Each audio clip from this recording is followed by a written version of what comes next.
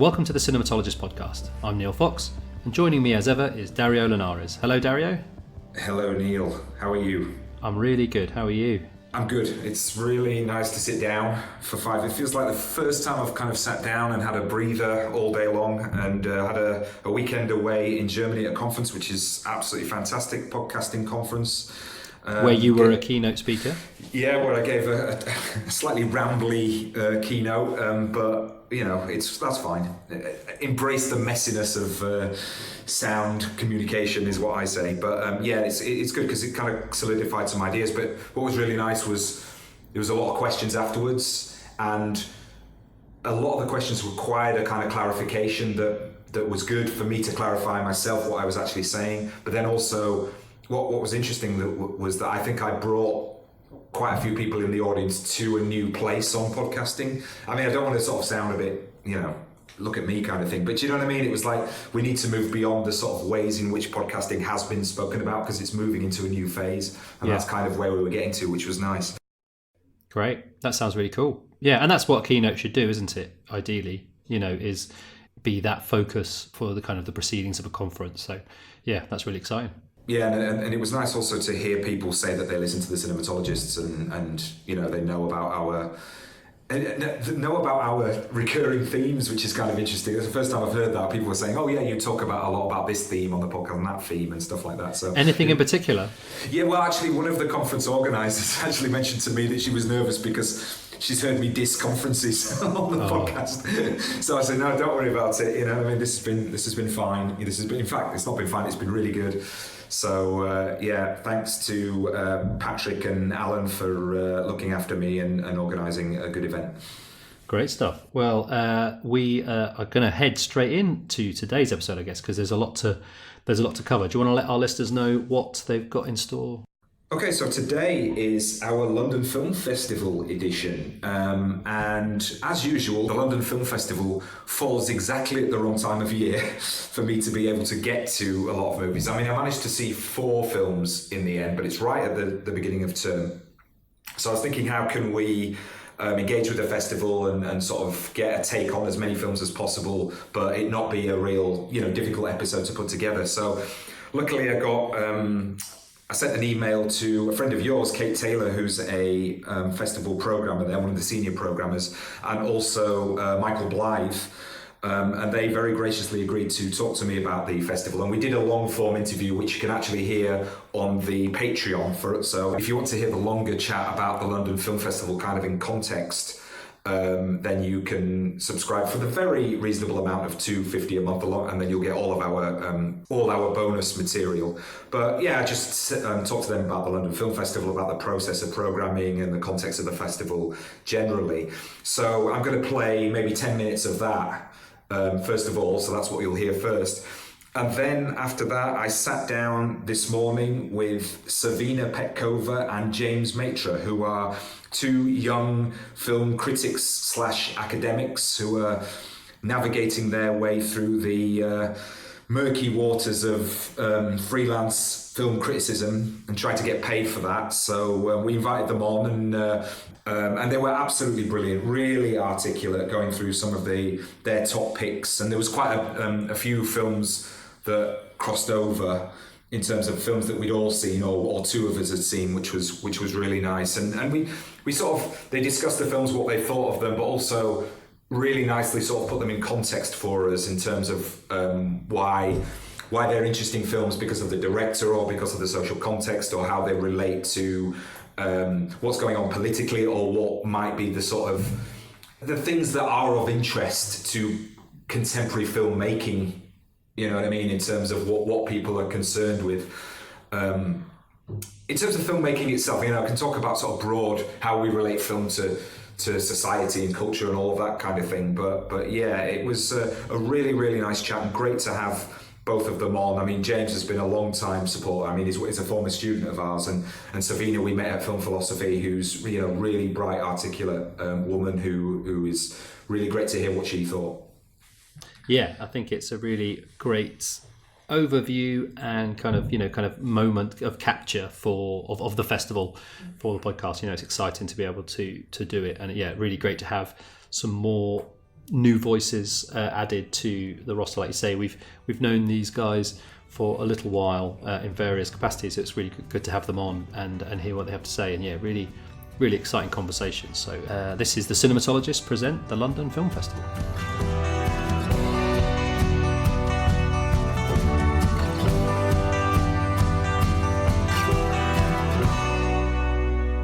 So, in terms of the London Film Festival and where it sits in relationship to the other festivals, you know, obviously with it being London, it's a big, huge festival, but I don't know, again, without sort of disparaging it or anything like that, there seems to be sort of a direction through which films go, where premieres are. Then you've got the big three European ones. Toronto kind of seems to kick everything off. I mean, where do you worry about things like that, or is that part of a consideration of where is London sitting in this whole direction towards the Oscars? Let's say, you know what I mean. Eventually, yeah, I think for London audiences, and you know, increasingly kind of when we can do UK wide stuff as well, that's less of a concern than for the industry. I think we're in such a fortunate place because we're you know, a UK premiere is our minimum for feature films, and in fact no premiere for short films. But that means that we can select from the beginning of the year, so we can show some of the most exciting stuff from pretty much all of the major festivals. But because the festival has grown a lot and it's become a really kind of key launch pad for things like the awards season, the fact that in London we have the third biggest concentration of AMPAS voters outside of New York and Los Angeles means that when people show their films here, they can often also do a screening for AMPAS voters in London or for BAFTA voters, and they have their talent around to do kind of Q&As for those. So that's definitely key, and we see that particularly in things like what was the foreign language Oscar and is now the best international film Oscar. We often have quite a kind of high hit rate in terms of the films that get put forward by their different countries. So that's important, and we do also have quite a few world premieres, European premieres and international premieres. But I think what's really key for us is that, you know, London's an incredibly metropolitan city, and what you want is like the best films that you can find for that variety of audience. Sure. So it could be that it's a film that has shown at another festival and that is premiere wise maybe it isn't the freshest, but to that audience it's going to be the freshest. It's going to mean something. Yeah. So I think we're in a good position, certainly in terms of launching films. The gala strand is, you know, is pretty good. We had a good strike rate with our surprise film recently as well. But I think the main thing for us is having a really vibrant audience festival and then building up the audience, the industry offering as well, which has also grown hugely in the past 5 years. Yeah, I mean, it seems to me, because I've been to Berlin quite a lot, and there seems to be sort of more comparison between London and Berlin than there may be between London and Venice or Cannes. I don't know. Would you say that's the case? And as in terms of it being a kind of industry city festival, do you know in that way, or is there really no comparison? Am I sort of projecting that? Well, I think Berlin has a market, a formal market, which is incredible, and I think with us we don't have plans to build a market, but what we do want is to make sure that the films that are showing in the festival have the best possible opportunity to get distribution, and also to be a real launch pad for British work, because that's something that we can do that's kind of unique. So, you know, this year we've got an amazing kind of selection of first features and returning directors, a really kind of vibrant selection of kind of UK work. So it's key to us that all of our international guests and visitors, and as part of the industry programme, that we're connecting kind of UK talent with international talent, be they producers or sales agents. There's a core team, programme team that work full-time in the festivals department, so myself and Kate and our colleague Law and Trisha Tuttle, who's the director of the festival, and our assistant programmer Manish Agarwal. And the five of us, we work year-round on the programme, but then we also work with a vast array of other programme advisors, so they might be regional specialists or specialists in certain type of filmmaking, shorts programmers, experimenter people, you know, so we use a lot of different work with a lot of different people who bring in a lot of different expertise. And so throughout the year, we will, as Kate said, we'll go to different festivals, We have submissions that are sent directly to us. We reach out to sales agents, distributors. We work with them. So we basically do what we can to see as much work as we can throughout the year. And we have a kind of system in place when we are programming of second viewing. Second viewing, third viewing, fourth viewing. Sure. So if something is seen by one of the advisors or one of the core team and we like it and we think it's something that might work for us, then someone else will take a look at it. So then we can have a dialogue about it. Nothing's ever programmed that one person has seen, has an opinion on, and then it makes it. And that's that.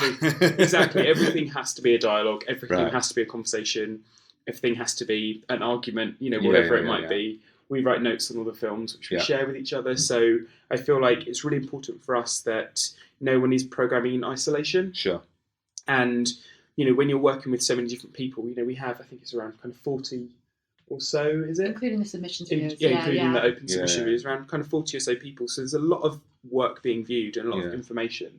So it's really important for us that that information is being shared and it's being digested by everyone. Sure. Do you do a lot of screenings in a cinema? You sit together and you talk afterwards, or is it mainly screeners when people have got time? It's mainly screeners, right? So mainly kind of watched independently. But sometimes there's DCPs available, and we're lucky to be in the BFI South Bank, so we can watch them here. Yeah. So. Yeah, whilst it's always best to see something in the cinema, and obviously we also watch loads of stuff at festivals. Right. I'd say most of our viewing comes from links, and sometimes at quite an early stage, sometimes at kind of work in progress kind of stage, if that's as finished as it's going to be. Sure. And we're quite used to that, and quite used to imagining how if there's going to be more sound or more grading or more special effects, then making sure that we kind of take that into account. Okay. What's left to do. Yeah, I mean that's an interesting point. I mean, how far away do you think festival films, like if you're talking about a big mainstream film, when it comes to a festival, is there often quite a lot still to do, and you're getting a kind of preliminary cut, or do directors not want to give away how far that is away?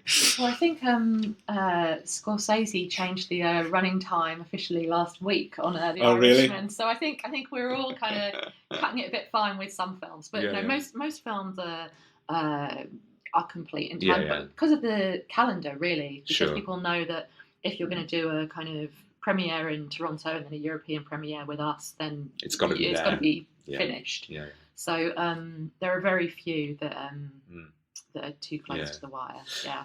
And again, this might be a slightly tricky question, and we'll see whether you think so. What sort of percentage of the films are actually really a discussion about whether they're in or out, and how much is it's Martin Scorsese's The Irishman, it's in? Well, it had to be seen. Yeah. So but do you know what I'm saying? It's kind of like there must be certain films where kind of almost before they're seen, it's Martin Scorsese. You always have hopes. Yeah. So in December, we start thinking about what are the films going to be in the following year. And there's all these websites now, makes our job very easy, that are like the most anticipated films of 2020, I guess, for next year. And you kind of go through those and we build up a database. And by the time we close the programme, that database will have about 2,000 films on it. Yeah. And it's a mix of the films that we've seen and been sent and the ones that we've kind of read about, dreamed about, been mentioned in the trade. So you have a hell of a lot of films in your imagination. Sure. But then you see them. And you're like... So, no film goes in unseen. Yeah. No film goes in undiscussed. Yeah. So, and we're, in terms of films that we have to show, that's not something that we really have. Right. You'd be surprised, but it's because you have long-term relationships with Sure. distributors and sales agents. So in terms of people saying, take this one and you have to take that one, it's just not something that I've come across here. Yeah, that's really I've interesting. been here 6 years. Yeah, I mean, we've, over the years, of course, we've turned down works by major directors, and they're difficult conversations to have. And it might be you're turning down a film from a filmmaker whose work you really love, whose work you've shown before, you have a history, a relationship with them, with the festival.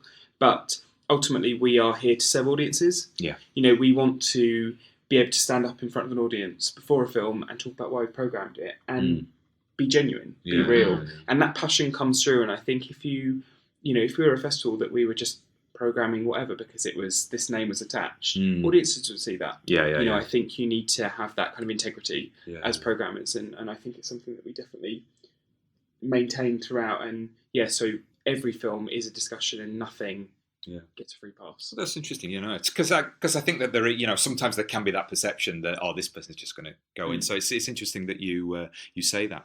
So obviously there are lots of different strands, and they're collectivized in this way. If you get the programs out now, and you can see that I've written them down here. You don't have to go through all of them, but the cult, dare, thrill, debate, love, laugh, family, journey, create, and treasures, and these are the sort of collectivizing words that you've used to describe, and experimenter as well. So in terms of I don't want to call them the smaller elements of the festival, but things like the short film program and the more experimental stuff and the outside events program, how much of a big part of the festival has that become? Because again, it's always seems to be expanding every year, those elements.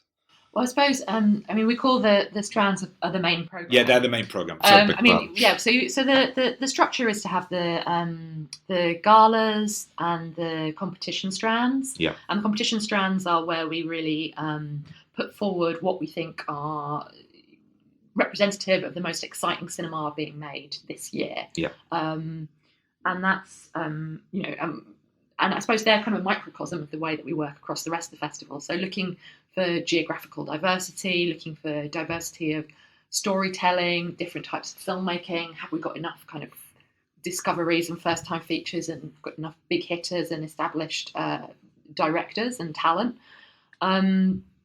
And then the main program, which is in the strands, it's really interesting to me how different festivals kind of organise their strands. And I think when the pathways came in that we use, it was quite controversial initially, but it's been really effective for us. I think.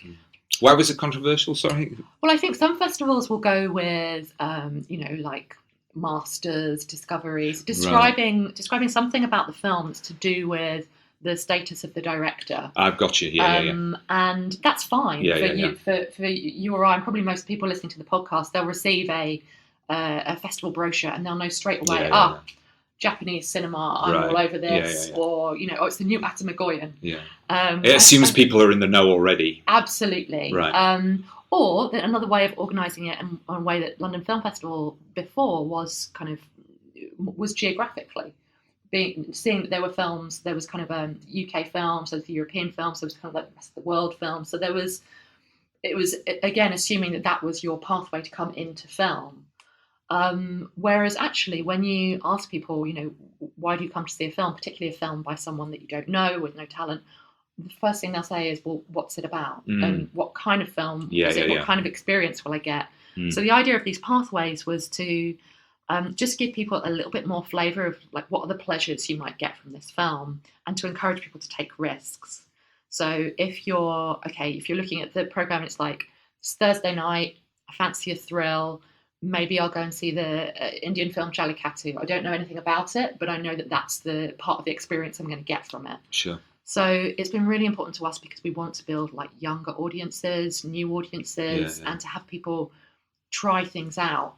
And with a program of like 220 films, you want to make it as easy as possible for people to find the stuff that might, give them a kick. And you've got a big section this year of free events as well, haven't you? Because obviously there's always questions about accessibility in terms of not just getting hold of the tickets, but like pricing. And then, there's been a lot of talk in just arts accessibility generally, isn't there? And it's great to see that those sort of free events being put on. Yeah, absolutely. It's really exciting for us to do that. It's something that we've been doing for a few years as part of BFI Flair, where we've made sure that part of the programme there is a kind of free element. And we've done a few things in the last few years where we've had talks or discussions about different types of queer cinema, or discussions about specific films, or whatever it might be, and we've had them here at BFI South Bank in the library, and you can just turn up and you can just drop in and out. We've had kind of all-day symposiums that you can walk in and out of and things like that. And I think it's been such a great way to engage with audiences and to get people in the building and to keep people to come to the festival regardless of income, regardless of kind of what they have access to. So it was really important for us that we wanted to do that as part of the London Film Festival this year. And we've got a really nice little programme that we've put together of free events where we're discussing different types of having different discussions around cinema, whether it might be around kind of genre, around film criticism, different. You've got Bradshaw who's doing his book, and then there's the one about the representations of consent and stuff like that, isn't there as well? Which is quite a on topic, subject area. And that one relates to a kind of short film program that I think is possibly it's either in our Love or Debates strand. I can't remember the In an Age of Consent, which are films kind of looking at that particularly. But I think it speaks to a real hunger from audiences. We see it in our Q&As where people are really interested, and I'm always surprised, not surprised, but I'm always like happily surprised with the kind of quality often at LFF Q&As of the questions and of people's engagement. And I think people really want to expand and discuss, not just online, maybe because online they've got more of an appetite for talking about films, but talking about the art of films, talking about the ideas in films. And so that's really key. But the other thing that's great, which kind of also, works super well in Flair, is to have free DJ nights. Oh, okay. So to have, London's really difficult to get a sense of atmosphere because it's so spread out. So it's key to us to try and make sure there's somewhere where if at the end of the day you've seen a film, or even if you haven't, you can come to the BFI South Bank on Friday or Saturday night, have a dance, meet some filmmakers, meet other people who've seen films, and to have a bit of buzz. So that's also cool. Kate, Michael, thanks so much for taking the time out, especially in this busy period. I really appreciate it. My pleasure. Thank you.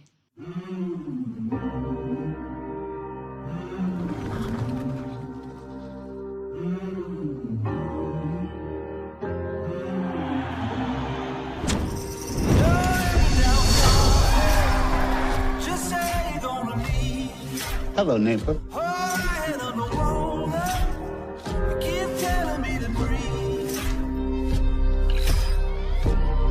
Do you want to risk it all? I want to use what I'm good at. So welcome to the Cinematologists podcast London Film Festival special. I'm really delighted that I'm being joined by two young but eminent film critics, I want to say. So next to me I have Savina Petkova. Welcome, Savina. Thanks for coming on. Thanks for having me, Dario. And down the line, for the magic of technology, eventually, we have James Maitre. James, nice to see you again. Yeah, it's great to finally be on. Yeah, I know we've been waiting for a little while to get you on, but Savina, this is your second time around after the film philosophy episode, so I'm glad we didn't scare you away too much. Definitely not. Do you want to say a little bit about yourself and who you're writing for and your relationship to film, kind of more broadly, perhaps? Yeah, of course. I'm a freelance film critic, mainly write for MubiNotebook, and also, I contribute to a website called Electric Ghost Magazine quite regularly. This is where I started from. And some other bits and bobs, for example, Girls on Tops and Screen Queens. And also, I am a full-time PhD student in film studies, and my thesis is on film and philosophy. So I like going in depth. Right. Well, that's good for us. So that's fantastic. And you've been, your PhD's on Lanthimos. It's on contemporary European cinema with a big focus on Lanthimos. So I look at film festivals as a research field to get my new scoops and case studies as well. Oh, fantastic. Great. Well, that's obviously a very interesting subject. And like moving between academic film writing and popular film criticism, I suppose, is an interesting transition to make, isn't it? Yeah, it's a bit schizophrenic, but I like it. It gives you more discipline. Okay. At least that. Great. So James, tell us about your film writing. Yeah, I write for Director's Notes primarily. I'm a freelance film writer as well, but also I'm a part-time film master student at the University of Sussex, doing film studies there. So kind of similar to Savina, I also kind of have that mix of writing academically one day and then writing kind of journalistically another day. For Director's Notes, it's kind of a strange website, really. We primarily write interviews with independent filmmakers. So it's kind of, I don't really write a lot of reviews or kind of general film writing. Most of my time is spent either emailing or Skyping filmmakers and just chatting to them about their work. So yeah, that's it. Great. Yeah, and we've obviously talked to Marbell, who edits Director's Notes. And you're a student of Neil and myself down at Falmouth. So we've kind of, I don't know, turned you over to the dark side. Yeah, absolutely. I mean, I think I actually feature on some of the earliest Cinematologist episodes, like asking questions in the audience in Falmouth. So it's kind of strange to be. I mean, you started the podcast in 2015, 2016. Yeah, that's right. So yeah, it's been a few years, but I guess I'm doing something well if I'm still in conversation with you. And Yeah, just remember the heady days down at the cinema auditorium down there at Falmouth University when we were just sort of getting this going. So it's great that you're still on board as a listener and now a contributor. So, have either of you had any sort of overall thoughts about the festival, the London Film Festival this year, in terms of its quality, some of the things that have come out of it? I don't know if there's been any sort of online specific Twitter controversies or discussions going on that you wanted to talk about. Savina, do you want to go first on that? Let me think. Nothing particularly striking because I feel like Toronto and Venice already took the slate with Joker, so it should be quite easy to approach the stuff at LFF. But it's been a particularly long one with a strong competition, in my opinion. Although they didn't schedule many official competition films in the early press screenings. So it was all crammed in the last week. So I wasn't really happy about that because I love to see the competition films. Yeah. And I think it's quite important to see what's happening with the films that are being represented mostly.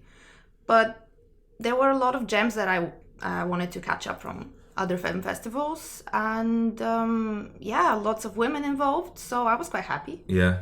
And do you find yourself that you're the kind of person who wants to see the competition films, and that gives you a sense of what the quality or the sort of the main thrust or thematic of the festival is? Or are you a kind of person who's like, no, I want to see stuff that I would just not ordinarily see, or a bit of both maybe? Yeah, I think it varies from festival to festival because I'm still working my way around it. It's been my first year of festival film going, more than 3. I've been to 4 festivals this year. Sure. So I'm still working my way around and approaching each festival on its own. And since London has a lot of this compilation nature, that it brings on good films from Rotterdam, Berlin, Cannes, Venice, and everything around it, Locarno as well. It feels like a good place to actually catch up on stuff that you already know has been acclaimed one way or another. But at the same time, the official competition here seems always to me a bit more surprising. Okay, yeah. So there are a lot of things that, for example, I wouldn't have seen, like The Other Lamb, which is Malgorzata Szumowska's new feature film. First one she does in English, and she's been very successful in Polish so far. And yeah, it's great that they brought this in the official competition. It sounds really great, even though it lost to Monos. Yeah, I had a ticket for Monos, but I had an absolute stinking migraine that evening. I couldn't go, so I wish I'd have seen it now, but I don't know if either of you have seen that. But James, did you have any thoughts on the festival overall? Yeah, well, I'm still a kind of newbie. This is only my second LFF in person, and I travel up from Brighton, so it kind of that makes it all the more difficult, really. Specifically, obviously, when you've got most of the press screenings starting at 8 or 8:30 in the morning, it kind of makes it near impossible to get here without spending a fortune. So it's interesting trying to navigate it, and I kind of had a bit of a interesting experience with the ticket ballot system this year, where I kind of didn't really get anything that I kind of put my name down for. But I feel like you feel a bit privileged kind of saying all this, really, because they're free tickets essentially. I'm still not having to pay, even though you pay for accreditation at London Film Festival, which you don't do at some other film festivals I've attended before. Yeah, I mean, it's interesting as well for me because it falls just in the beginning of term. So I would apply for a cinematologist's pass, but I'd need to take like a week off work to get to enough films. So I managed to see 3 or 4, but still it falls at a funny time. But it's great that, because I live in London now, I can just go to stuff, and I've got the privilege, I can buy a ticket.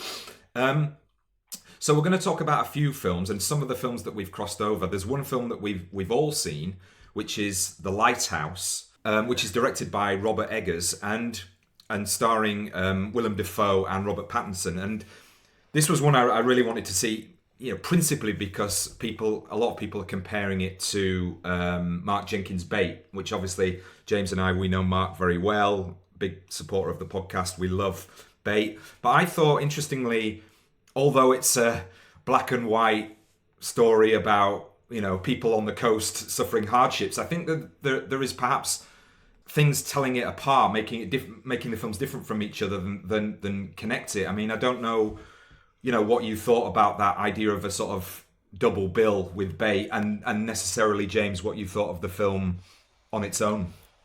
Yeah, I mean, well, I love both films, and it's interesting that people talk a lot with The Lighthouse about the kind of tactility of it, like how you can, you feel the sea air, you kind of, all the kind of disgusting things that these men get up to, you kind of can really feel. But it feels weird saying that in a year where Bate has come out, and Mark's process in which he makes that film and processes the film, and you can see the scratches on it, and that feels to me even more visceral, despite it being a kind of less, narratively speaking, a less kind of visceral film in a way. It's just, it's a kind of a drama about the Cornish coast and what goes on down there. So it's, in terms of a double bill, they're both black and white, both nautical, both shot on film. But it's a very different type of black and white kind of texture, isn't it? I mean, Lighthouse is absolutely clean in that black and whiteness, do you know what I mean? Whereas obviously Bate has been done in this very home processed way, and you can see all of the kind of, I don't want to say imperfections because they're deliberate, you know what I mean? Or they're part of the viewing experience. Absolutely, yeah. I think the form of both films is what I enjoyed a lot of. I think you can take away, and I think there's a lot to think about with the kind of how the form is infused with the narrative in both films. And yeah, it's weird. Both films have kind of been talked about as kind of seen as, particularly Bate, as a relic from another time. It feels like you're watching a film from years past. I think shooting on film, black and white, lends itself to that, I guess. Yeah, and interestingly, I think I know you've seen it, but not at the London Film Festival. You saw it previously. I don't know if you've seen Bate. Yes, yeah. I did. So to me as well, they're very different in terms of what they're trying to do, almost through the narrative and through the form. So I think that Bate is much more of a sort of a kind of formalist. It's interesting in editing and the way that it's put together, how the story is told is more around the edit, whereas I think that The Lighthouse is more of a fable, and it's interested in mythology a lot more.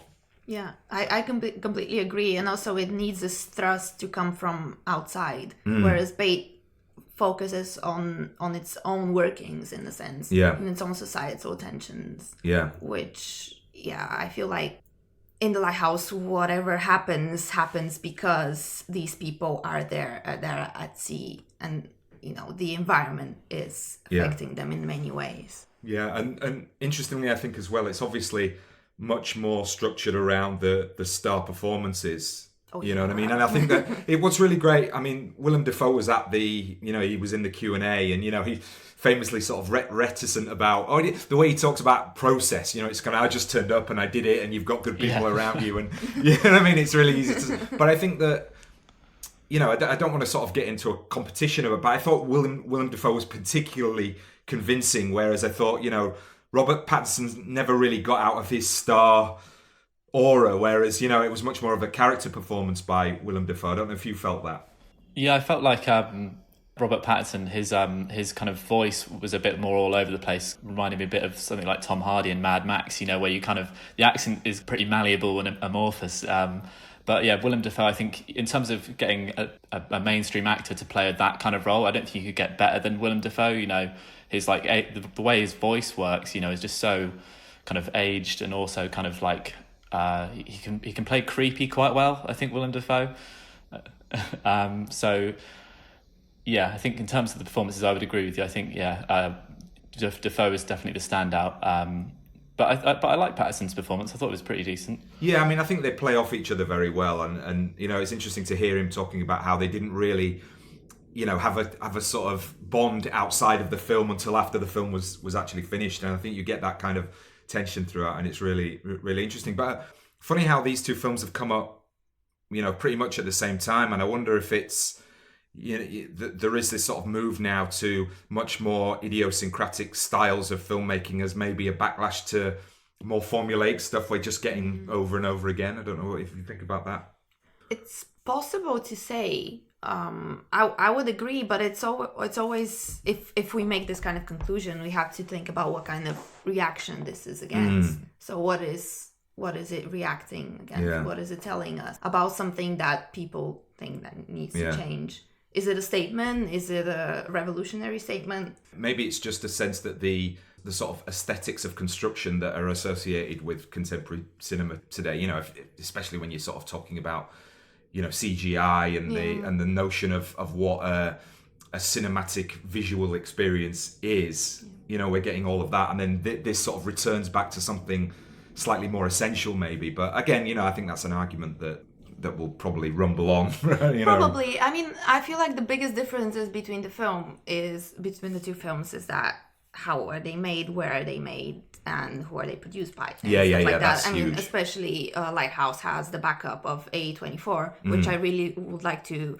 mention that the screening I was in at Cannes, when the A24 logo appeared on screen, people literally started clapping, giving ovations for maybe 2 or 3 minutes, which was quite interesting for me. Yeah. But it's a brand that's selling and that poses some expectations and apparently, you know, meets them. Yeah. So I feel like they coat their films in a very proper aesthetic that, for example, Last Black Man in San Francisco was also showing at the festival. And I could hear with conversations that I have with my peers that people thought, yeah, this is a brand A24, definitely. Even though the films are formally quite different. Yeah. There's something in them as a statement, like a formalistic statement that lives its own life, I think. Yeah, no, and I think it's definitely branded around the notion of these are kind of artist produced rather than company produced, let's say. Interestingly, some way outside of the system as we know it, but yet they are. It is a branding exercise, of course, for sure. So, do you guys want to talk a little bit about The Lodge, because you two have both seen that and I haven't seen that. Savina, do you want to give us a sort of overview of that and your thoughts on it? So The Lodge is directed by Veronika, Franz and Severin Fiala. They've done a previous film which is translated in English as Goodnight Mummy, which I recently saw actually after seeing The Lodge, and I found quite many similarities in the way the story is told. It's a horror movie, very well paced, very minimalistic, and its camera work was lovely. Whereas The Lodge was, it had Riley Keough as the protagonist, so that was quite a step up, I think, because they're both Austrian filmmakers, and they were produced by Ulrich Seidel. So that was a really great name that struck me. I was like, he's a master of building tension and repulsion. So yeah, this is how I went into this film. And it was also shot by the cinematographer that usually works with Yorgos Lanthimos. So you're expecting this kind of off-kilter, sort of weird style. Yeah. And I was really happy when I got it, especially in the cinematography. It was, I think, brilliant in the pacing that it formed. I really loved how it worked itself around family and extended family and religious themes. No, I was just kind of quietly nodding along with all of that because I really agree. When I was watching it, and in terms of when you talked about 84 a minute ago, I mean this film at the start, it says Hammer Film, which is obviously kind of a throwback almost production company at this point. And they kind of got us, in my screening anyway, there was kind of like an ooh among the crowd when that happened. It was like, oh, you know, we're getting a kind of classic or something, I don't know. But yeah, watching it, I couldn't help but think of Hereditary, which is quite different, but it kind of did like the opposite of what Hereditary did for me, which is, you know, in Hereditary, it's kind of all these great scares are kind of happening throughout the narrative, and then near the end, it just kind of explains everything, explains why everything's going on, which for me kind of undermined that film. Whereas in this, you kind of get all that exposition at the start, and then it undermines the exposition in a way towards the end of it, and that for me was like that kind of put me on edge and kind of kept me tense throughout the film, because I was like, oh, I thought we kind of had a grip on this, but actually I'm not sure what is causing what now. You know, I'm kind of trying to draw my own threads between, oh, is this because of her past? Actually, you know, Riley Keough plays a character who was raised in a cult of some sort, which isn't a spoiler or anything, but that kind of thing, you kind of think, oh, maybe it's all because of that, and it's all just in her head. But then there's this kind of fixation on this painting on the wall. Savina, I don't know what you thought of that painting, but they kind of really fixate on it, and I don't really say much else. Yeah, but it was the Virgin Mary, I think. So it was on the big theme of atone your sins. You need to be pure, purified. Probably, I think so. Yeah. So, do you think that is this film fitting in this mold? And I'm not a big horror person, so I need to be sort of, you know, educated about where this new sort of breed of horror movie that everybody kind of critically acclaims and says that has a sort of intellectual or a societal scope. You know what I mean? It's trying to say something beyond just we're scared here. You know, a bit like Get Out and that kind of thing. Does this fit into that mold, or is this just a straight genre movie? I have a problem with that mode in particular, to Right. be fair, because I don't feel like horror films needed much rediscovering or rebirth in a sense. Because the issues are there, even in the popular ones. I think you can unearth a lot of things right there, but maybe there are some that are done more consciously, so in mind with the public and in mind with we are just playing off the genre, but we are telling another story. So I feel like I would take a more moderate position on this, but probably agree, and I would put it directly with Hereditary as well. Yeah, it's interesting because I kind of count myself as a horror fan, and the conversation you have with people that love horror films and that don't is, it's finding that line. I mean, Get Out is a great example of a film that has a wider social context and has really affected the horror landscape for people that don't like horror films, but everyone kind of talks about that. But I think it really comes down to when you're a horror fan, you kind of like the tropes and you like seeing how they're dealt with in different ways. And this is very much like kind of your classic, like, all set in one house, boiler room, tensions build up over the course of the film kind of film. But there's kind of done in specifically different ways, and it's quite ambiguous, which is something you don't really get in horror films these days. They like to explain a lot. So yeah, I think it's interesting. I'm listening to a podcast at the moment called Evolution of Horror, which is really kind of reframing everything, how I think about the genre and just genre in general. But they kind of touch upon how the kind of horror audience and how they can be quite exclusive, but also quite protective of those kind of genre tropes. And I think it's interesting that, you've got these tropes and how they trudge themselves up time and time again. And also just, how they can be reused and how they can be reinterpreted in kind of a different context, I guess, in a modern way. Yeah, I mean, I think fans of any particular ilk can be pretty protective, can't they, about what they think they're because they've all got some sort of sense of ownership over this is my thing, and how dare anybody sort of play around with it in that sense. So yeah, interesting. So one for horror fans there, The Lodge coming up. So Savina, do you want to talk about your favourite film of the festival? Because I know we had a chat about it the other day, and it's a film that I wanted to get a ticket for and never managed to. So I really wanted. And the thing about festivals is sometimes you get a film that wins the final award, like Monos we talked about has won the best film in competition, but I think this is the film that has had the most conversation around from what I've seen. Yeah, people have been looking forward to it for a long time, and it was the only film in the press screening that had 3 simultaneous ones. Right, so this is Portrait of a Lady on Fire. Yes, that's the film. Straight off saying this is probably my favorite film of the year. I saw it in May, saw it in Cannes. While the conversation was already really hot around it, people were already saying that it was amazing, the best film, beautiful, up for a Palme d'Or.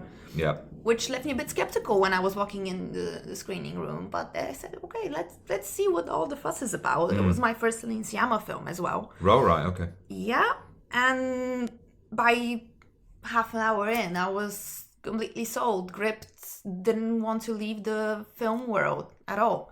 And that rarely happens to me, because even I do voluntarily surrender to films, but this had something very special. And emotion is such a stupid word to describe this film. Yeah.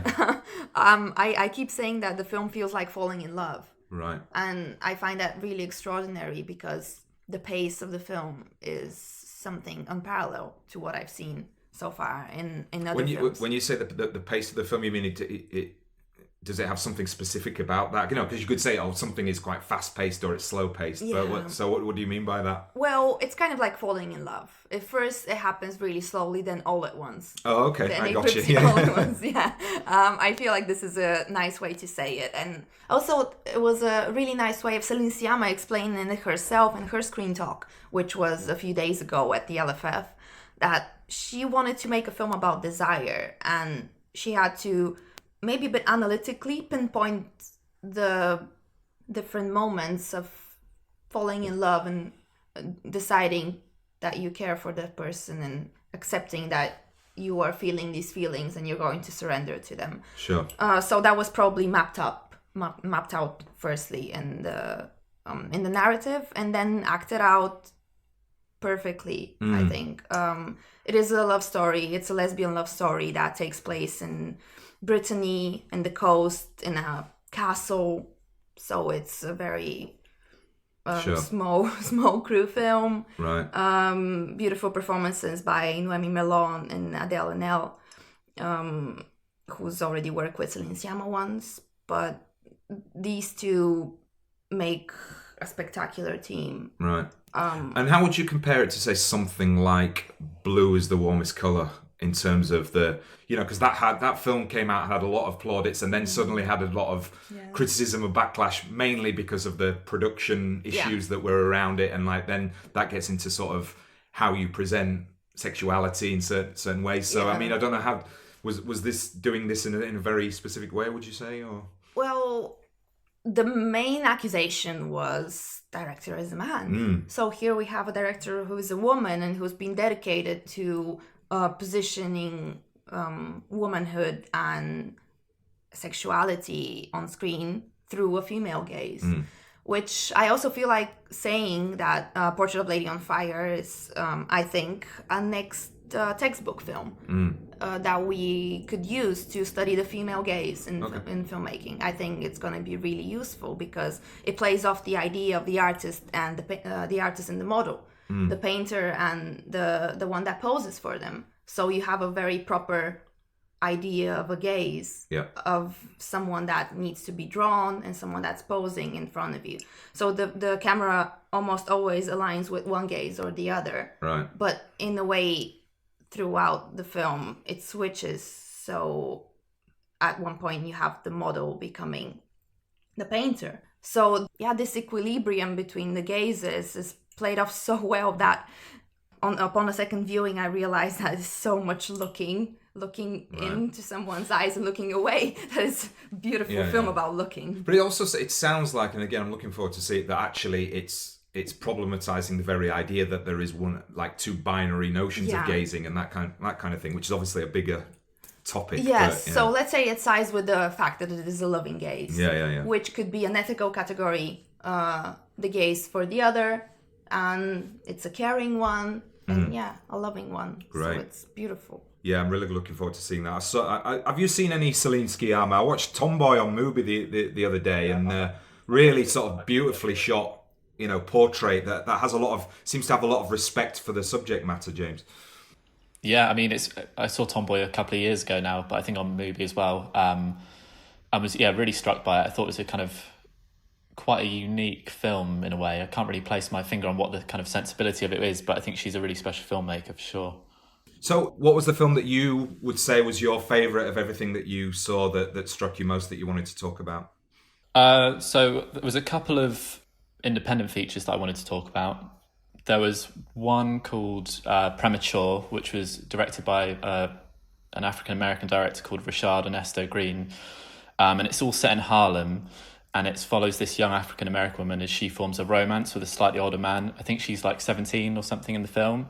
And it's like the summer before she goes off to university. And so it kind of immediately sets itself up as this kind of coming of age classical thing, but it plays, I think, with that genre has been obviously overdone from a lot of white perspectives. And this feels to me like putting black lives in those perspectives, and kind of, so you have a lot of conversations, intellectual conversations surrounding the point, what's the meaning of black art? What's, black masculinity versus black femininity? But it all folds in this kind of trials and tribulations romance with this young woman and this older man, and they kind of listen to music together, they kind of go out on walks and stuff. It's kind of very much not a side you usually see of these kind of people in the general public, I guess you'd say. And I just thought it was a really well told story. There's a really intense section in the middle where you watch this young woman have an abortion, but it kind of follows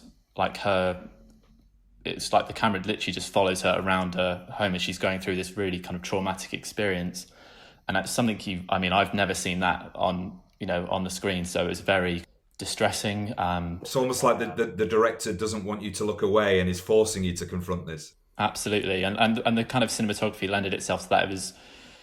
you know, you see a lot of debut features where there's kind of very handheld driven cinematography. And this very much was that, but it felt like he was just kind of, I just want the actors to do their thing and we'll get that. It doesn't matter about me. It doesn't matter about me framing this in a very artistically creative way. It's all about kind of the actors and getting them to be themselves. I've not seen Barry Jenkins' Medicine for Melancholy, but I imagine it's quite similar to that. Because that kind of, I guess, took the whole mumblecore movement and kind of, you know, placed those kind of people in there. So, I just found it a really striking debut, something that I hadn't seen before. Yeah, it's interesting when you see a film that is a debut feature and actually seems really assured. It's kind of like, you know, because you often sort of watch a film and you think, oh, this is a debut feature, and you cut it some slack and you can see where there's problems. But then when you see one that's just kind of like brilliant from the start, you think, wow, that really is somebody who knows what they're doing. Absolutely. I think you could say the same for Robert Eggers with The Witch. I think that was a great film. And like, just to talk about The Lighthouse more, because I think I just love that film so much. It's great to see kind of, I think you can see some clear kind of progression between those two films as well. I think the way the form kind of plays in The Lighthouse is, I think, way more interesting, maybe controversially, than The Witch, which I really liked, but I don't think I loved as much as everyone else. But yeah, totally agree. The other film you wanted to just mention, the second? It's an Irish feature called Nocturnal, directed by Nathalie Biancheri, and it's very in the vein of Andrea Arnold, that kind of British feature, following working class lives. This one particularly centres on a young girl who forms a relationship with an older man who we learn early on is her father, but he's not allowed to tell her that because he's estranged. And she forms a romance with him, she forms affection towards him, and then they kind of create this relationship, and he can't tell her that he's her dad, but he doesn't want to leave her alone because he's now forming this connection with his daughter. It's a very tricky film that tries to balance a lot, but I think just about manages it. I've seen a few critics talk about the leading performance of the man, who's played by Cosmo Jarvis, as being kind of like Brando in On the Waterfront, that kind of skulking working class nature. I think he is really extraordinary in it. And there's a brilliant scene where he reveals that he is the father to her, but the way he articulates himself in a totally inarticulate way, it's you know, the way it represents repressed masculinity, and he just can't really get the words out, but then he just blurts them out, and then he's just kind of like, he doesn't really know how to deal with these emotions. It's really kind of strange and moving. But yeah, I just thought that was another really, really great debut as well. Yeah, no, that's it. It sounds really interesting, and it's like great sort of seeing things. I always feel like it's slightly out of time when you see stuff at film festivals, and you realise next year these are all kind of like next year's films in many ways, aren't? It always sort of skew whiffs the end of the end of year, what you've seen for the year and what you think is good for that year, and it actually, this is stuff that's still to come. It's really confusing. I always struggle with the fact that how do I formulate even if I do a list, because I have all these films in mind, but at the same time, for example, if I want to write on them or think about them way more, I need to wait to official release, which sometimes takes ages. Year and a half at least for some European films that I've been following lately. So yeah, I wish people picked up them faster and released them faster, please, guys. Yeah, but the other issue as well, I think, is, you know, the sort of first look review culture where everybody's looking to get out the first, be the first person to say, oh, this thing is a masterpiece, or this thing is absolutely terrible, and nobody should go see it. And it seems now we're in this sort of specific kind of cycle where something comes out, it gets this massive buzz and hype, and then there's the backlash, and then it kind of settles into a position, and you know what I mean? I almost feel like we have to try and find a way of getting out of that, and that's why we're not going to talk about Joker, but I'm going to talk about that with Neil on another episode up and coming, and I feel like I kind of want to talk about it a little bit, but I want to talk about it 2 weeks later, you know what I mean? Because that has been going on alongside, you know, the film festival, that kind of discussion. So James, I just wondered how you felt about that. How, as a writer, you sort of place yourself in the whole time span of when a film comes out, it's at a festival, and where it's kind of headed to. Yeah, I mean that's kind of the constant battle, isn't it? Fortunately, the site I work for, we don't do kind of quick fire reviews or, you know, stuff that needs to be released kind of or commented on the day it comes out. There's Marvin, who edits director's notes, tends to be pretty relaxed with everything. we mainly focus on short films as well. So we are the premiere for a lot of short films. So we are the kind of first take, which is quite nice, but we get time with the filmmakers. We get time to kind of plan things out. In terms of the Joker and stuff, I'm not going to go too far in, don't worry. But I think what I found most kind of interesting is a lot of the conversation that people are talking about seems to be based on the kind of Twitter conversation surrounding that film, which is interesting because if any of the audio podcast-based conversations I've heard on that seem to be very level-headed and very reassured and interesting, and actually kind of saying way more than you can, I guess, in a few tweets and stuff. But so it's interesting that the kind of conversation is centered actually almost on this online platform where discussion can't really be had, rather than kind of talked about in the sense of where, you know, critics and I guess film academics as well as kind of other film writers are kind of talking about it kind of face to face with each other. I think that kind of is quite telling, particularly around a film like Joker. Yeah, no, I think that's true. I mean, I definitely read polemics at both ends, and you know, there are people who are kind of advocating this film, you know, very, very, very strongly, and then I've seen a couple who have just gone to that point where this is, you know, an irresponsible film. I've read both of those, but actually, I think when you have a face-to-face discussion, that's when you can really get to the nuances of what people really think. And it's one of the problems of we love film criticism, we love films, we love all this online writing, but everybody's fighting for the hot take, and like being super polemic is one way of doing that. Yeah, and I've also heard stories about people leaving halfway through films or even half an hour in to write the review so they can file it and be the first ones and have the take on it. So I feel like a lot of critics want to, or maybe are paid to be, I'm not sure how it works for some kind of publications, to be the trendsetters, which actually, kind of diverts the attention from the film itself to the persona of the critic. So I find that a lot in the Twitter conversations, especially the ones that we've had from Tarantino film to Joker.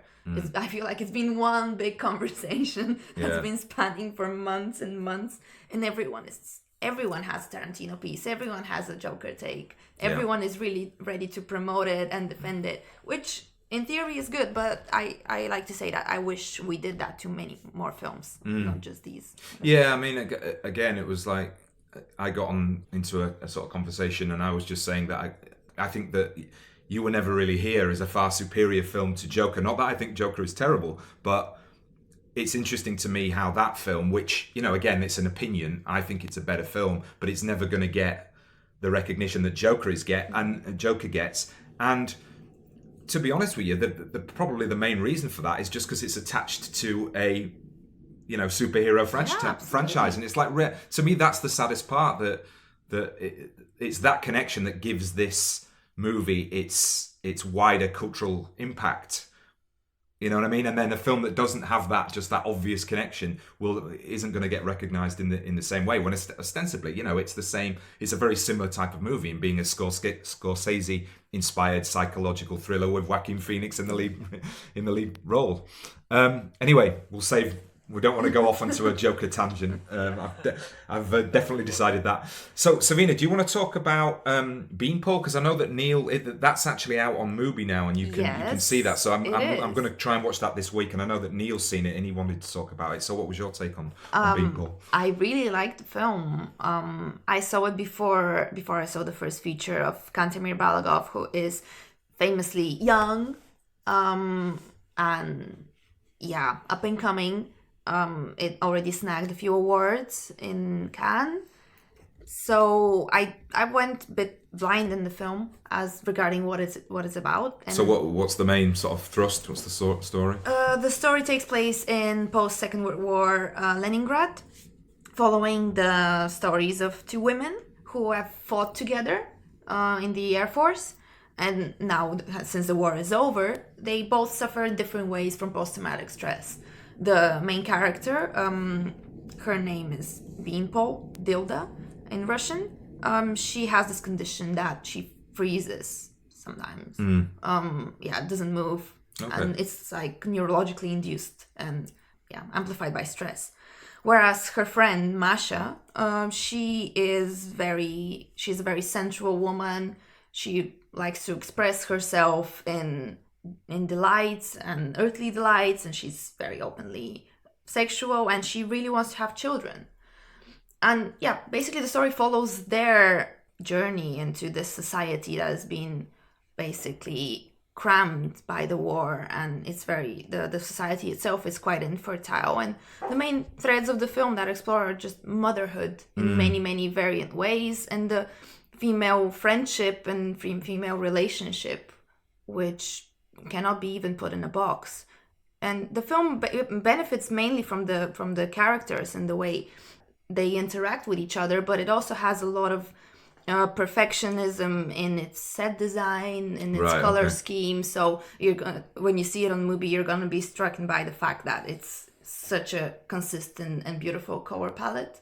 So it's a lot of ochre, a lot of beige, a lot of greens and reds, and you can see how the characters are dressed. One is dressed in green, one in red, and they tessellate, and then by the end they kind of switch the clothes. And it's quite an interesting color palette because it's more dead than alive. So my interpretation of the film has a lot to do with death and life and what it means to be alive in this era, which is quite controversial. And I had an interview with the director himself, and he enlightened me a lot about his work on the film, and he said that the colors were also a symbol of life draining from the people, but at the same time, in this post-war era when everything seemed a bit gray, people, and he read that in diaries during his research and scholarly books, that people were trying to fill their life with color. So I feel like in a way the film is also doing that in a very meticulously made set design, and it's quite strikingly beautiful. Wow. No, that sounds really, really interesting, and yeah, that can be seen now on Mubi. I mean, you both there sort of have talked about how you are interviewing directors quite regularly about their films, and I just wondered what, if you had any thoughts on doing that and how that relates to the film itself, because just moving off into kind of an academic direction for a second, that idea of the film standing for itself and being outside of the intentionality of the director is a whole sort of school of thought of interpretation around film. And then you've got a much more kind of autoristic viewpoint around, what is the director as an artist trying to do here? And how do you bring those two elements together, where on the one hand you want to kind of be objective and have your interpretation and your reading of a film, but yet then also think about and react to what a director is saying was their intention? Yeah, I mean, that's the kind of battle I constantly have with my editor. I mean, whenever we talk about, the process of interviewing filmmakers, Marvin always says, you can never say the filmmaker intended to do this, because you can never know unless you've asked them and they've told you. So it's always kind of something you kind of have to remain, I guess, objective from. Are you kind of referring to my kind of process? Is it like someone who interviews directors? Is that what you're asking about? Yeah, I mean, the thing is, it must be kind of like a temptation to sort of automatically interconnect the film with the director if you're speaking to the director. To sort of say, oh, the film is doing this because the director said to me this is what they're doing. But maybe, your own interpretation or reading of a film has to come into that somewhere, where you could make a reading of a film that has absolute, and the director could turn around and say, well, I didn't mean that at all. And then where are you? Quite a lot. So, but that doesn't invalidate, because as soon as a film is out in the world, it doesn't belong to the director anymore. In many, it's the whole sort of death of the author thing, if you want to go back to Barthes and Foucault and all that kind of stuff. Yeah, I mean, I think I would actually agree that I think that's, I think you've put it much more cleverly than I could. But yeah, I think that's I don't want to bring up Joker again, but I think the way Todd Phillips has been talking about that film I think you could argue is a great example of a film where the director thinks he's got one thing when actually he's got another. I won't talk about it any more than that. So I think there's clear examples. I see a lot of young new filmmakers, making their first short, and then who will go on to maybe make a feature one day. And so you can clearly see that where they wear their influences on their sleeves, and they don't realise that they're doing a lot of what other filmmakers their age are doing. I think Andrea Arnold is a really interesting example, because I don't think people talk enough about how influential her films have been. Like, most of the films I see that are British dramas all look like Fish Tank. Like, they all follow the kind of same thing. but they never do it as well, or they kind of fall into that, you know, poverty porn kind of genre that, you know, it's quite tricky. Yeah, and I think she you could say that she herself has been influenced by Ken Loach and that sort of whole history of social realism and what have you.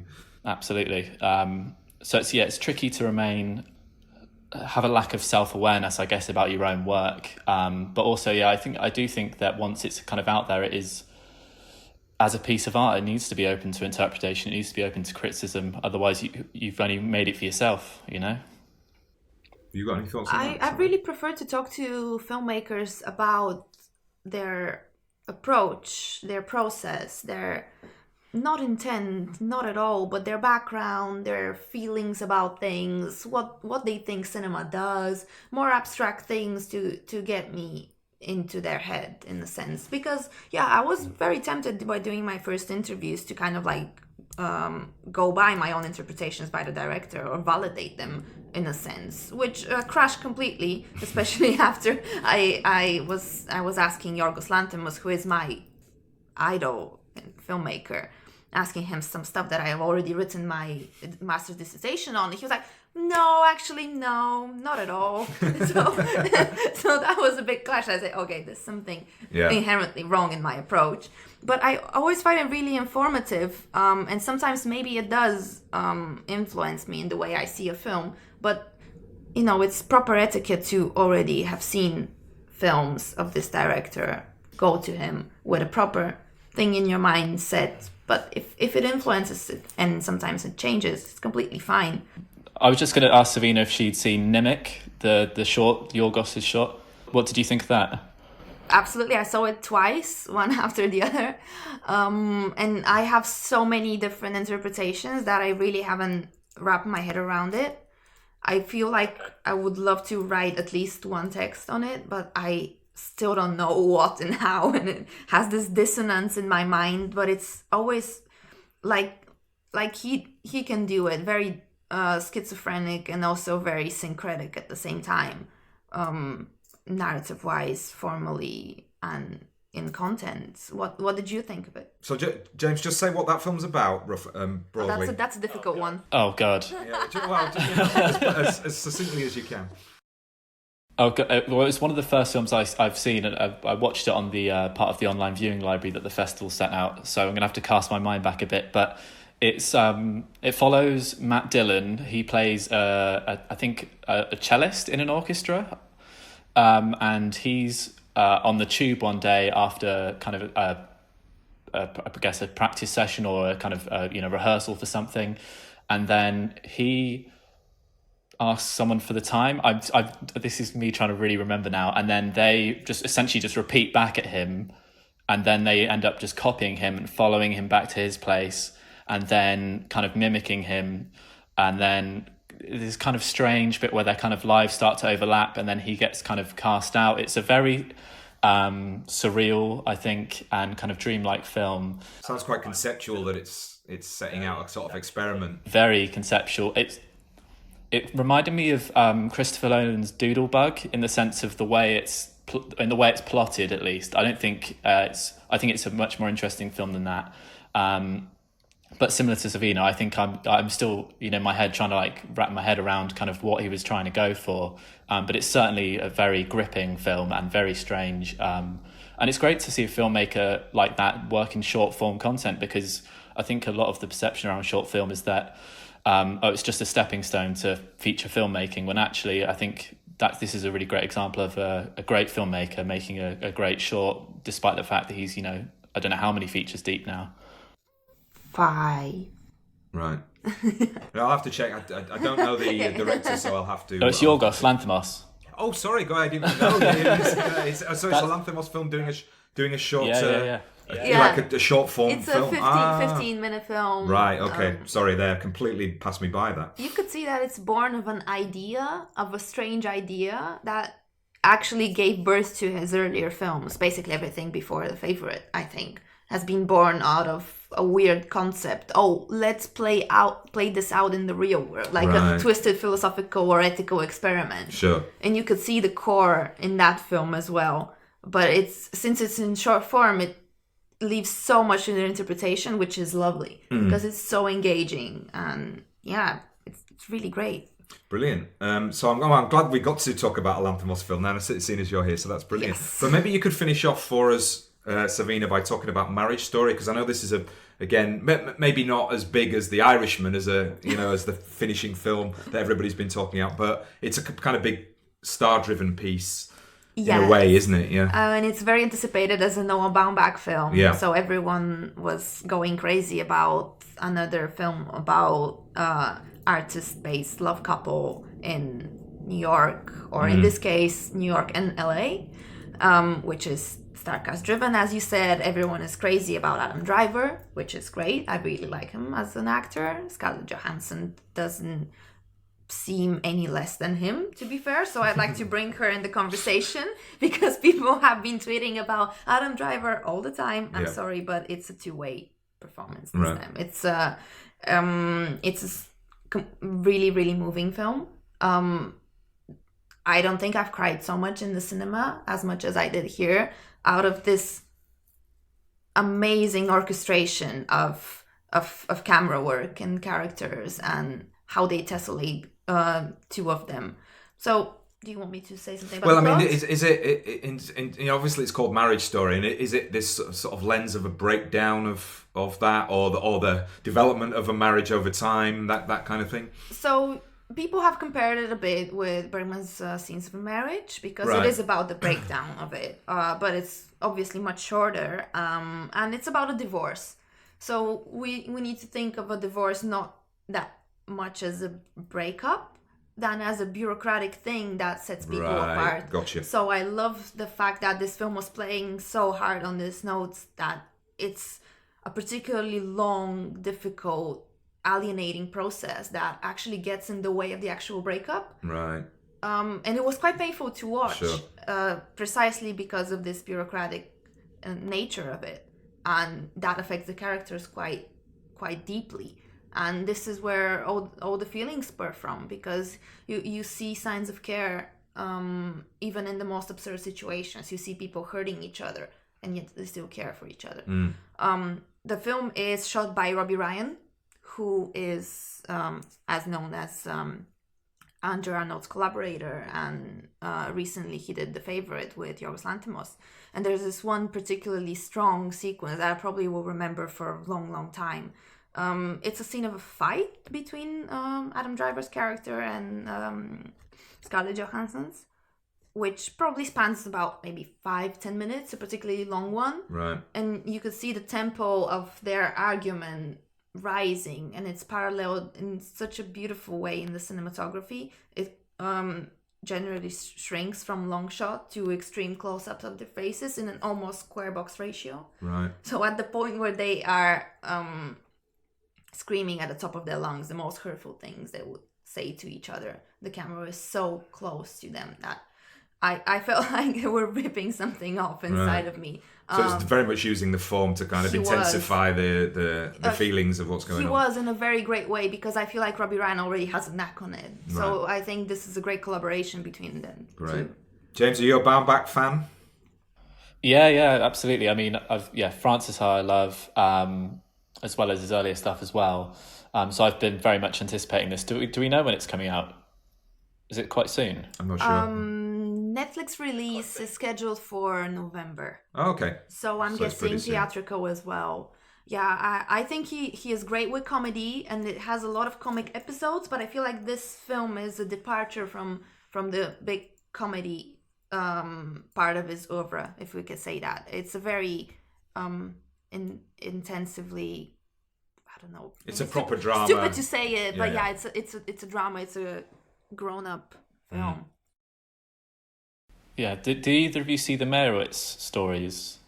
Yes. Yeah, I like that a lot. Me too. It's probably my favorite one, actually. Yeah, I mean, I thought it was great, and I think that's, I guess that if Marriage Story is a kind of full shift away from his kind of comedic tendencies, I think that's definitely that makes sense as a kind of bridging film. But yeah, I think everything he puts out, I think I'm always interested to see. And yeah, you're totally right about the Adam Driver kind of fandom kind of overtaking. I think also Scarlett Johansson's been getting a bit of a bad rap this year with all her comments surrounding, who actors should portray and representation and stuff. So it's yeah, that's been coming up for a long while, but at the same time, she is great. Let's have it out there. Yeah, I mean, again, we haven't got time for that on this podcast, but it's kind of, separating the artist from their particular political statements, let's say, is a big issue that people are talking about right now. Maybe we'll definitely probably talk about that in the future. The thing I saw with Adam Driver in the festival was The Report. Did you guys see that by any chance? Yeah, early on. Okay, James, have you seen that? No, I didn't, but I'm very keen to know what you guys think of it. It ticks certain boxes about the kinds of films I would like, because it is this sort of very procedural, almost paranoid conspiracy developing story. I mean, it's about the torture report that was, that was tried to be suppressed by the US government, and then, eventually it came out bit by bit, but redacted. And so it touches on things like All the President's Men and The Parallax View, the sort of 70s conspiracy films that I really like. But to be honest, as a subject, I found it fascinating. As a film, I found it quite plodding, and a little bit sort of structurally dull in a way. I mean, I don't know what. Well, I mean, I just don't. I mean, he was very good, and it tells the story. It tells the story very well, and it's very complicated, but it's very straightforward in terms of the way it's shot as a piece of cinema. Yeah, and there was chronologically. Yeah, exactly. And there's absolutely no expansion on anybody's personal emotional feelings. Yeah, they went for a full recreation, as in word-to-word accuracies and tracing the smallest details of the stories and who argued about what and when, and what was put out there, what was suppressed. So I guess they gave the more personal side away. And I think that's true. I mean, and it reminded me a little bit of the way that Steven Spielberg shot Lincoln, in the fact that, I mean, there was more personal stuff in that, but he was very respectful of the subject, and it felt like the director didn't want to try and impart anything that would take away from the seriousness of this story. But at the end of the day, that kind of makes a film a lot more, I don't know, it just suppresses the fact that of the cinematic possibilities that you could have with the film. And it stays more like a document of something, in very informative way that doesn't really allow for too much creativity or too much empathy or ethical pondering even sometimes. Because when you use a sentence and you use a full stop in the end, that's all. You have the clauses, you have everything there, but it's already said and done. It's like the story. This is the history. You can't really argue it. And we know that there's very little space for personal feelings and ethics in history. We have other disciplines and other lenses looking into that and reading it. Yeah, it almost felt like he was shooting it as an antidote to sort of subjectivity around news. You know what I mean? It's like, because everything is so, fake news and everybody's arguing about there's no fact, there is opinion. Here is a filmmaker trying to lay down this story very factually. And you've got to kind of admire that to a certain degree. But again, it's sort of it's the kind of film that you're glad that you watched it, because you're never going to read that report. Yeah, exactly, you know what I mean? Exactly. So it sort of characterizes that way, or it sort of summarizes it in a cinematic way, in a way that's, I'm glad I watched that, but in the festival, there's a film that touches on quite similar themes, but I think does exactly what you think is lacking in the report. The artistic mastery of it, and the space for conversation, and taking in the cinematic possibilities. And that film is called Mr. Jones. Oh, okay. Yeah, directed by Agnieszka Holland, Polish film maker veteran that has worked in the US for a long time.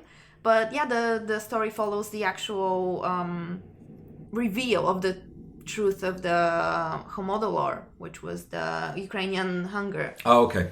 Which was suppressed by the the Soviet government for a long time. And there was this Welsh journalist that fights for the truth.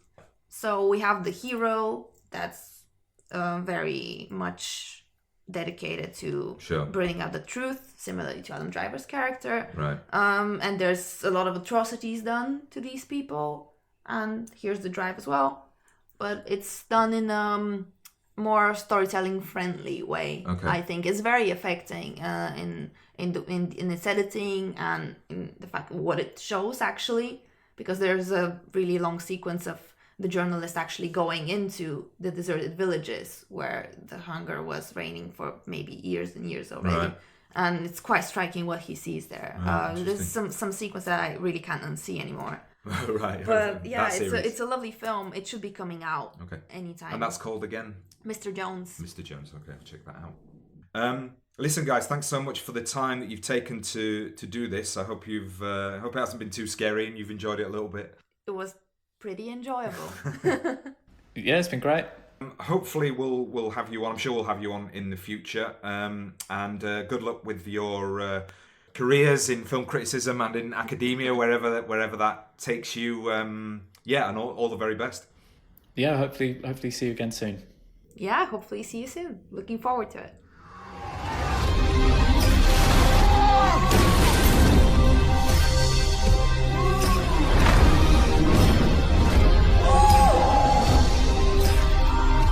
Would you like to be a part of this history? Yes, I'm available.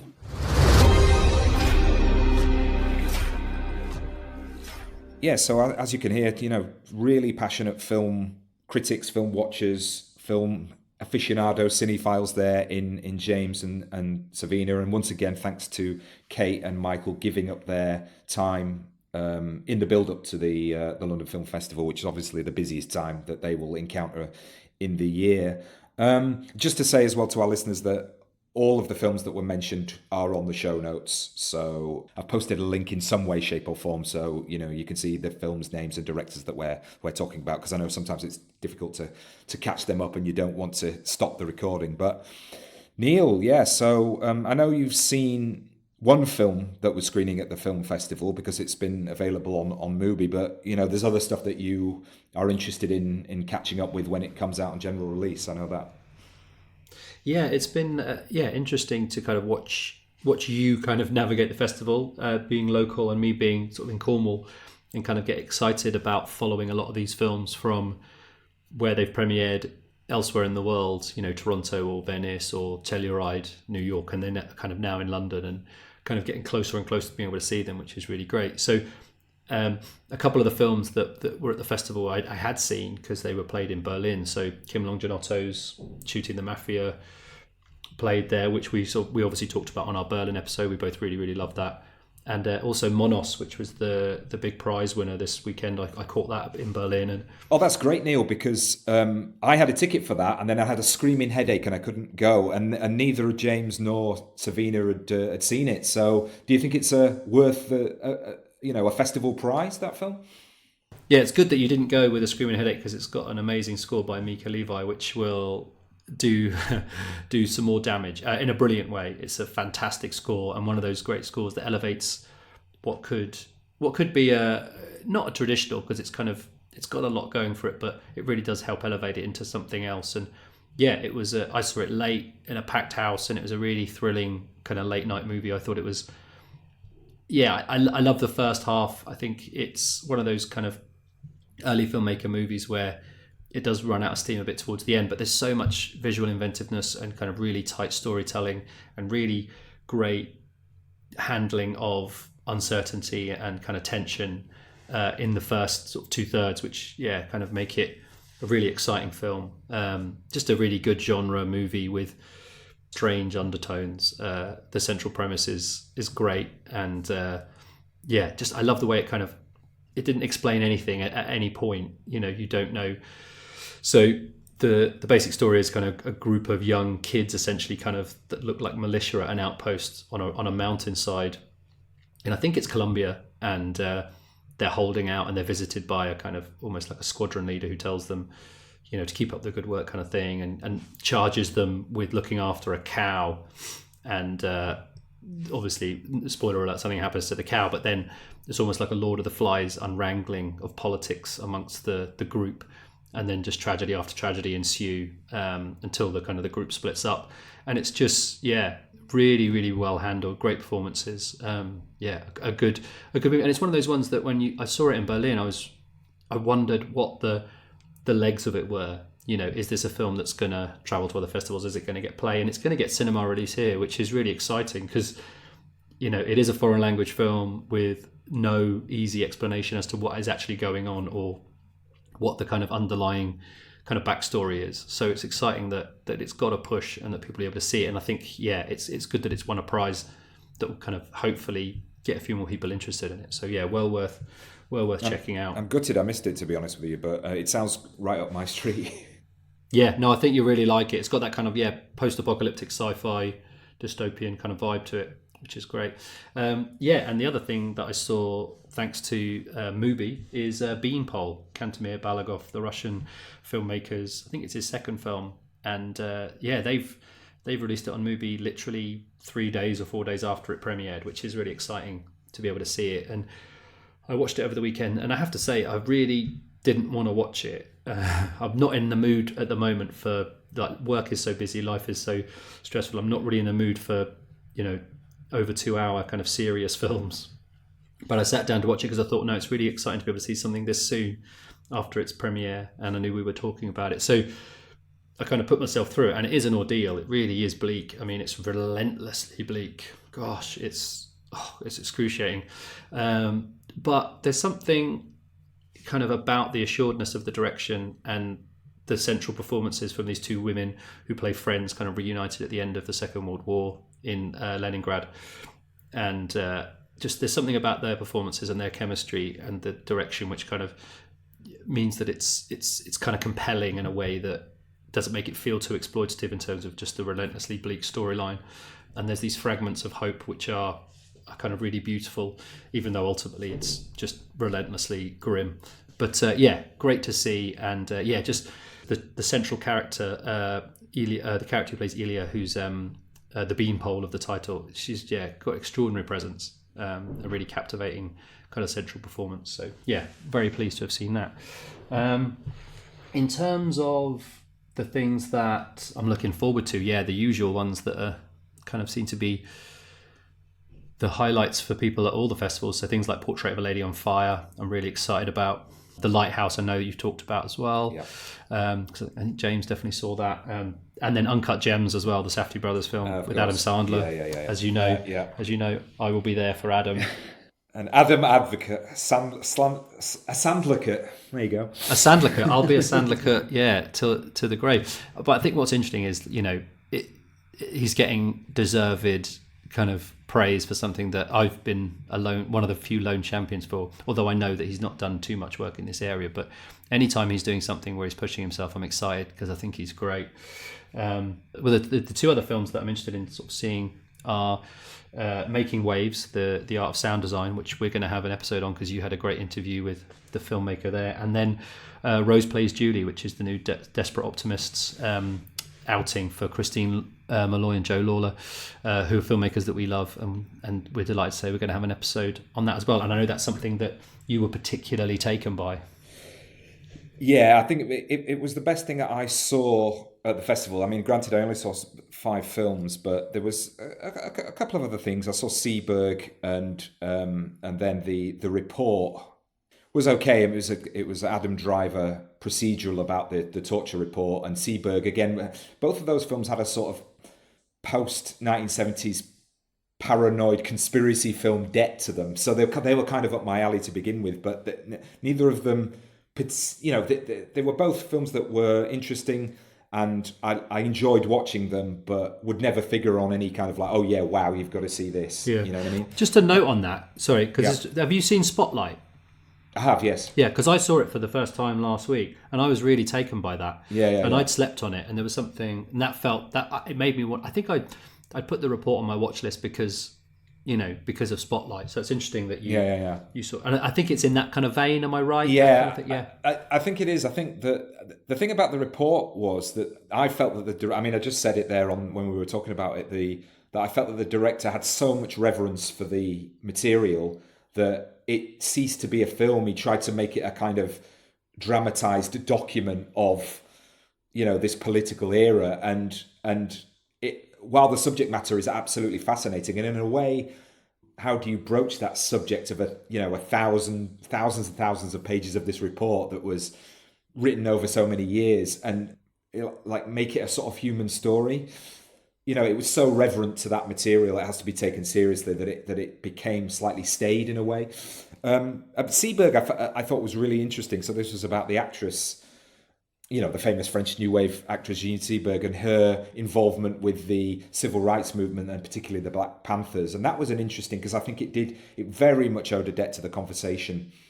And a really great performance again by Kristen Stewart, who is, so good, I think, at sort of making these what could be sort of very film style roles into something that has a little bit more depth.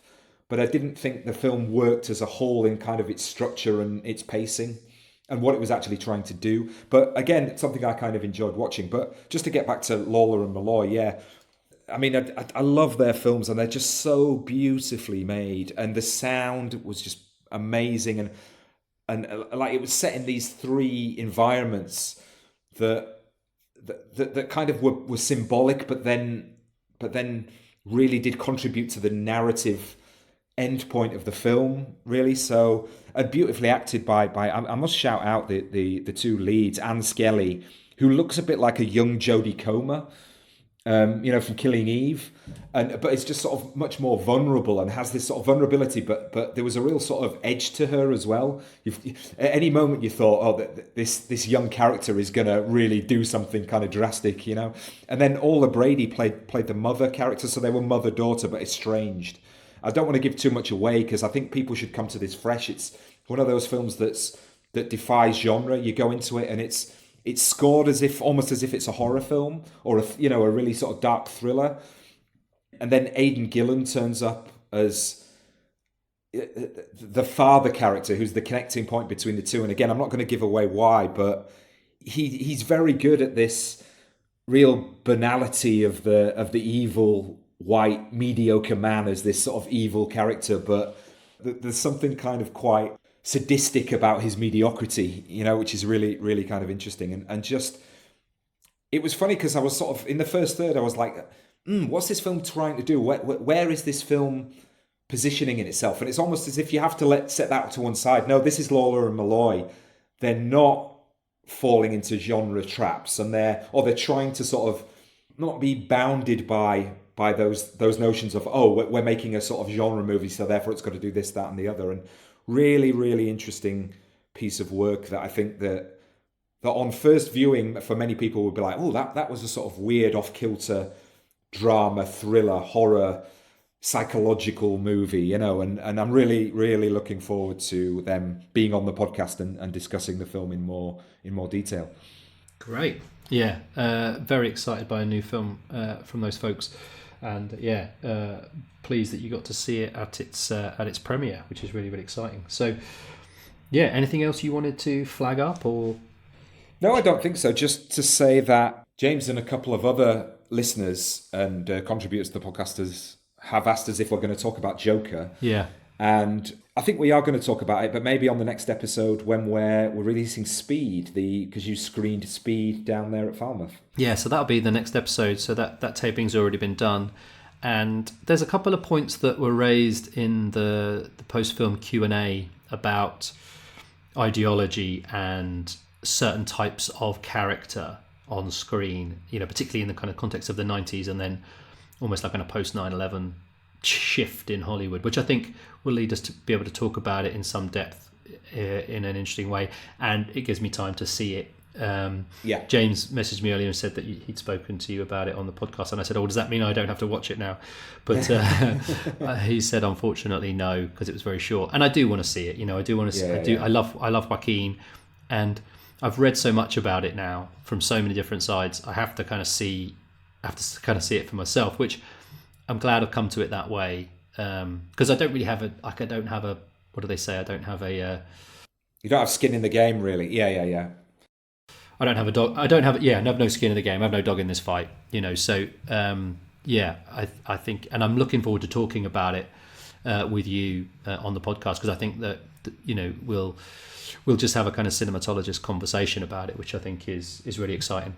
No, and I mean, I posted maybe 2 things about it and got some comeback. I very rarely get issues on Twitter, and they were not even issues, but I got people being slightly annoyed in terms of what and it wasn't anything that I didn't say anything about. In fact, I liked the film, but I think as a fan of You Were Never Really Here, as much as I am, I'm really interested to see what you make of it. Not, again, because we don't have to compare films, this is better than that, but just having a reverence for that film and the fact that it hasn't got the play in the culture that we think it should have done, and then to see Joker get the play, it's interesting to sort of come at it from that angle, which is probably our angle.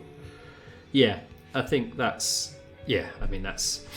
some of us have been waving the Joaquin flag for years and years, and there is something miffing about Joker being the film. Wasn't he a great actor? And it's where were you? but then also you understand that this was a $200 million movie with a $200 million publicity budget. So I'm looking forward to kind of getting into that and kind of looking at his career and talking about what it means, and hopefully what it means for films like You Were Never Really Here as well. So cool.